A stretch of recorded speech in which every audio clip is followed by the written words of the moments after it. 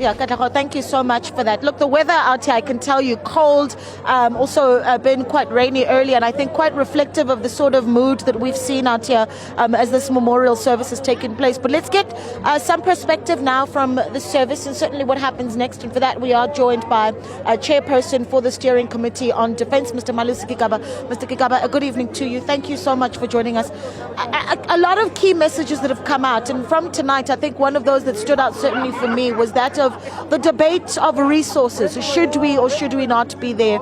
Not the time for it as the country and families mourn. I'm keen to hear your position on that, even though we did certainly hear you in the SONA debate talking about how it is incredibly important that we keep our troops in the DRC. Look, the message tonight was a somber. The mood was somber. The message was a call for unity, for allowing the families time to grieve. But obviously, we as members of parliament have got to continue to engage with the issues that are of national importance. I think the most crucial thing for us to note is that members of parliament in the Joint Standing Committee are united in their call for more resources for the National Defence Force. We are in support of our National Defence Force because we believe that the National Defence Force is a non-partisan force.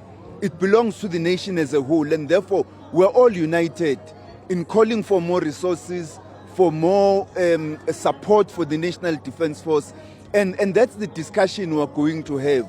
Yes, the families are going to be allowed the time to mourn and to lay to rest their beloved, but in the next few weeks we will pick the debate, the discussion up, and engage to find ways to ensure that, as the Chief of the South African National Defence Force reflected, we raise the issues of how our force is going to be supported, given the challenges that it has at the present moment and going forward.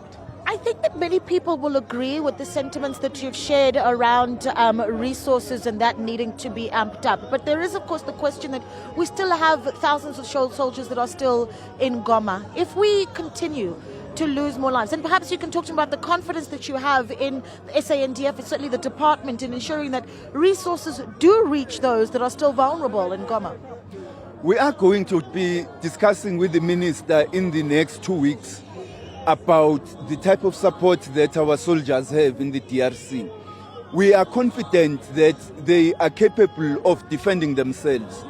Because even if you look at these 14 that we were memorializing today, they waged a 9-hour battle to defend the South African base.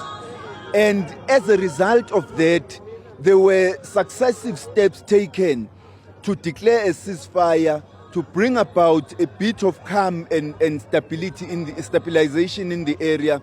And it led to the conversations that took place, the important historic summits between the East African community and the Southern African Development Community, which came up with a renewed process led by the President of Angola. So we are confident in the capacity of our army.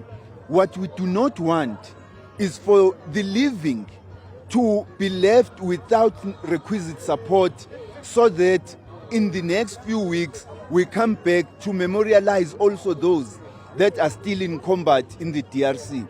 That is the primary concern of the Joint Standing Committee. But above all else, we are interested to know what steps are being taken to intensify the dialogue, because the issues the President raised were important. The dialogue that must bring about enduring peace is of principal concern to us, because the army is not the first line of peace making. They keep the peace, they support the dialogue, the mediation and diplomatic efforts, and it's important for us to know that those processes are ongoing. And so it's good that the African Union is meeting over this weekend, and the conversations will continue at that level. There has to be a ceasefire.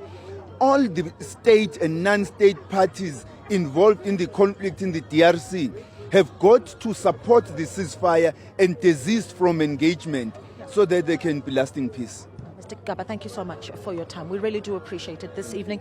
Mr. Malusi Gigaba there, of course, and he is speaking as chairperson of the steering committee on defense, and speaking about how more discussions certainly are going to be taking place for the committee and certainly for the country, also for the continent, even as the president readies himself to head to Addis Ababa to join that AU summit. But that there for us wraps up a coverage of activities here at the Air Force Base in Swartkop. Back to you.